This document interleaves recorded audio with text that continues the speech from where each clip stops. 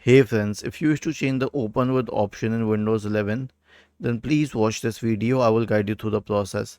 Let's say I need to open this file. I can simply open it and it will open in Microsoft Word, which is a default application.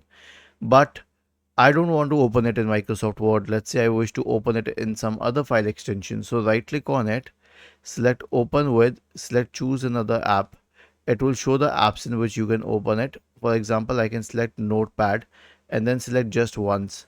So it will open this file in Notepad if it is possible to open it. Well, you may not get the best of format, but yes, this is how it works. And if you wish to start opening it in a specific application each and every time for the future, simply select that application and click on always. Was this helpful? If yes, then please subscribe to the channel. If not, then let us know in the comment section of the video on how we could help you further. Thank you for watching this video and have a nice day.